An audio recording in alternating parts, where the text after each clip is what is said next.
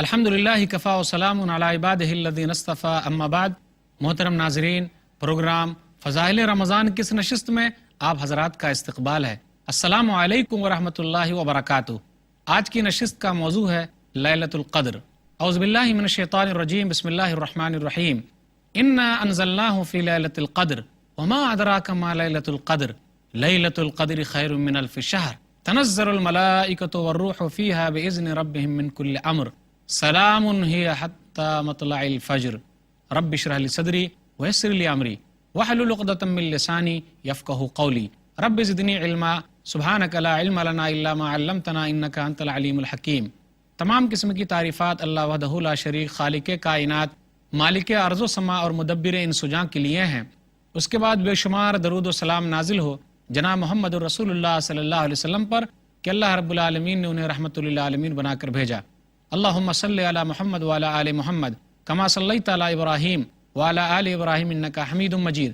اللہم بارک علی محمد وعلی آل محمد کما بارکت علی ابراہیم وعلی آل ابراہیم انک حمید مجید۔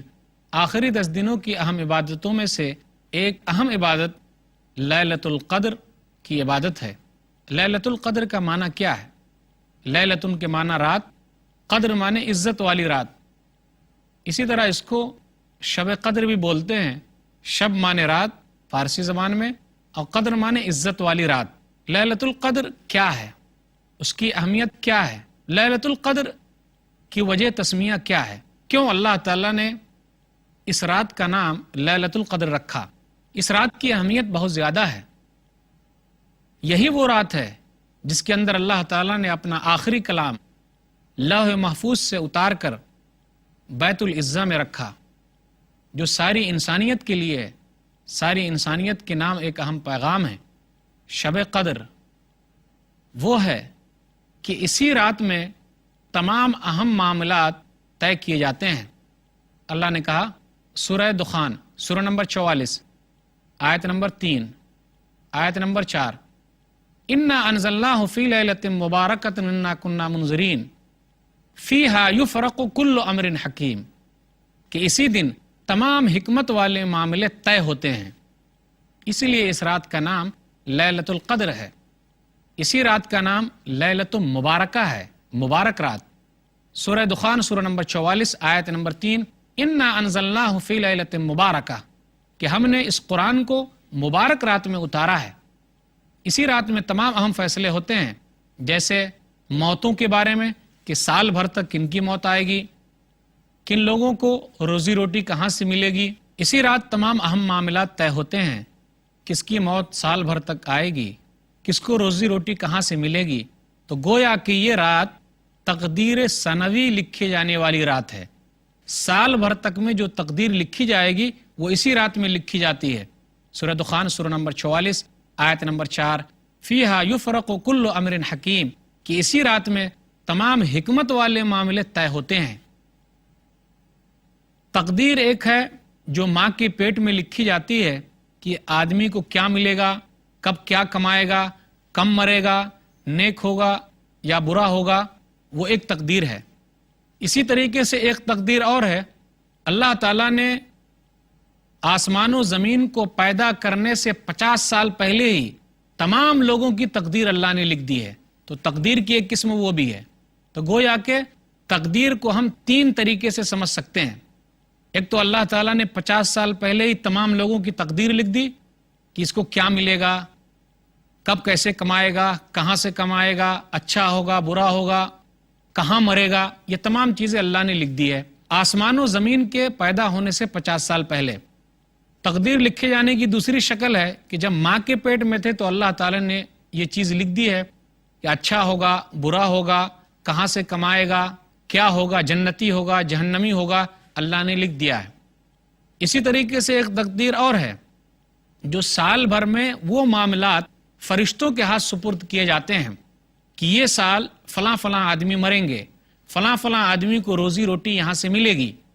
اسی وجہ سے اس رات کو لیلۃ مبارکہ، مبارک رات، اور اس رات کے بارے میں یہ آیا کہ تمام اہم معاملات اسی رات میں طے کیے جاتے ہیں۔ کچھ لوگ کہتے ہیں کہ یہ رات شب برات ہے، جو شعبان کی 15ویں تاریخ ہے، ان کا یہ کہنا صحیح نہیں ہے. اس لیے صحیح نہیں ہے کہ رمضان کے مہینے میں قرآن اترا ہے، نہ کہ شعبان کے مہینے میں.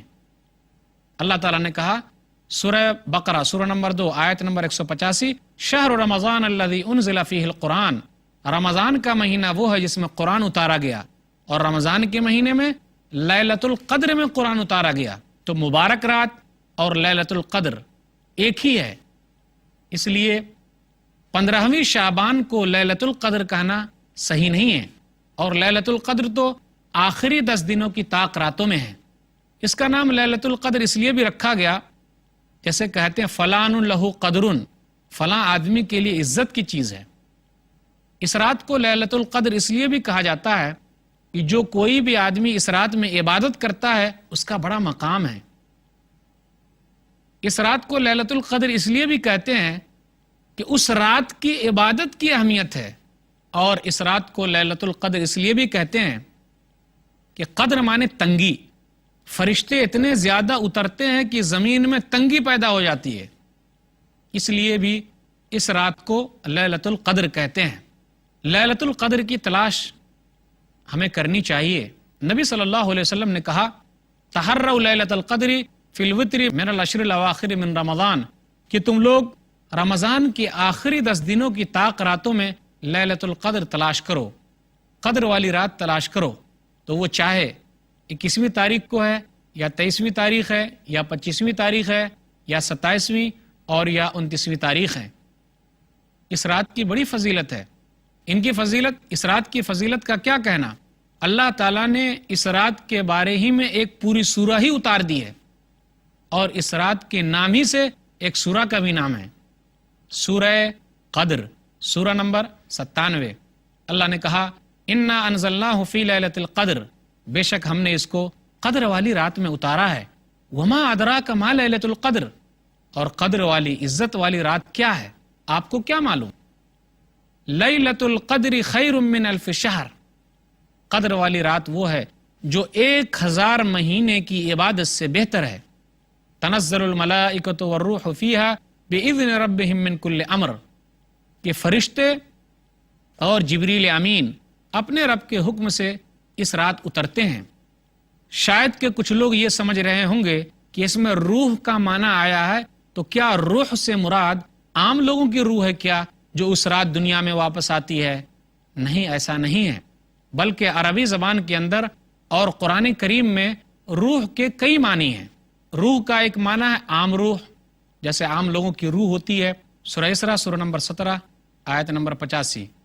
وَيَسْأَلُونَكَ عَنِ الرُّوحِ قُلِ الرُّوحُ مِنْ أَمْرِ رَبِّي وَمَا أُوتِيتُم مِّنَ الْعِلْمِ إِلَّا قَلِيلًا. وہ لوگ آپ سے روح کے بارے میں پوچھتے ہیں، آپ کہہ دیجئے روح میرے رب کی طرف سے ہے، اور تم لوگوں کو بہت کم علم دیا گیا ہے. روح سے مراد وحی بھی ہے جو اللہ تعالیٰ اتارتا ہے. سورہ نحل سورہ نمبر 16 آیت نمبر 2. يُنَزِّلُ الْمَلَائِكَةَ بِالرُّوحِ مِنْ أَمْرِهِ عَلَى مَنْ يَشَاءُ مِنْ عِبَادِهِ. فرشتے روح لے کر نکلتے ہیں اور اللہ تعالیٰ اپنے جس بندے پر چاہتا ہے اس پر اتارتا ہے. یہ اللہ کے حکم سے ہوتا ہے. يُنَزِّلُ الْمَلَائِكَةَ بِالرُّوحِ مِنْ أَمْرِهِ عَلَى مَنْ يَشَاءُ مِنْ عِبَادِهِ، کہ فرشتے اللہ کے حکم سے روح یعنی وحی لے کر اترتے ہیں. اللہ اپنے جس بندے پر چاہتا ہے اس پر اتارتا ہے. تو یہاں روح سے مراد وحی ہے جو اللہ تعالیٰ اتارتا ہے، اور روح سے مراد جبریل امین بھی ہیں جو فرشتوں کے سردار ہیں، ان کو بھی روح کہا گیا ہے. اس لیے کچھ لوگ دھوکہ نہ کھائیں کہ روح سے مراد مردے لوگوں کی روحیں دنیا میں چلی آتی ہے، ایسا نہیں ہے. اللہ نے کہا سورہ قدر سورہ نمبر 97 آیت نمبر 4 تنزل الملائکۃ والروح فیہا باذن ربہم من کل امر، کہ فرشتے اور جبریل امین اپنے رب کے حکم سے اس رات اترتے ہیں. اللہ نے کہا سورہ نبا سورہ نمبر 78 آیت نمبر 38 یوم یقوم الروح والملائکۃ صفا، اور جب قیامت کا دن ہوگا تو روح اور فرشتے صف لگائے ہوئے کھڑے ہوں گے. تو یہاں بھی روح سے مراد جبریل امین ہے، فرشتوں کے سردار جبریل علیہ الصلاۃ والسلام ہیں، اور عام لوگوں کی روحیں جو ہے وہ دنیا میں کبھی بھی واپس نہیں آتی. اللہ نے کہا سورہ مومنون سورہ نمبر 23 آیت نمبر 99 اور آیت نمبر 100 رب ارجعون لعلی اعمل صالحا فیما ترکت کلا انہا کلمۃ هو قائلها ومن ورائہم برزخ الی یوم یبعثون، کہ کافروں کی جب روح نکالی جاتی ہے، جو لوگ اسلام قبول نہیں کیے ہوئے، ان کی روح جب نکالی جاتی ہے تو وہ کہتے ہیں اے میرے رب مجھے دنیا میں لوٹا دے تاکہ ہم نیک عمل کریں گے۔ اللہ کہتا ہے یہ ان کے زبان کی باتیں ہیں، اب تو برزخ حائل ہو گیا ہے، قیامت تک دوبارہ یہ لوگ واپس نہیں کیے جائیں گے، قیامت تک کے لیے برزخ ان کے درمیان حائل کر دیا گیا ہے، دنیا میں یہ لوگ نہیں آ سکتے۔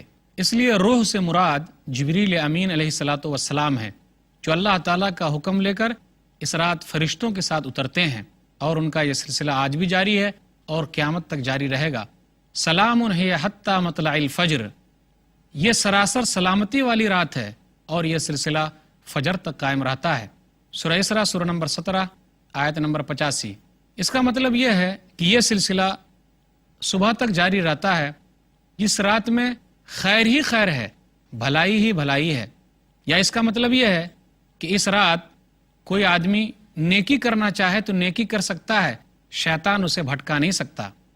یا اس کا مطلب یہ ہے کہ اس رات میں مومن آدمی نیکی کرتے ہیں تو نیکی کرنے میں آگے نکل جاتے ہیں، اور ایک رات نیکی کرنا، عبادت میں گزارنا 83 سال اور 4 مہینے کی عبادت سے بہتر ہے۔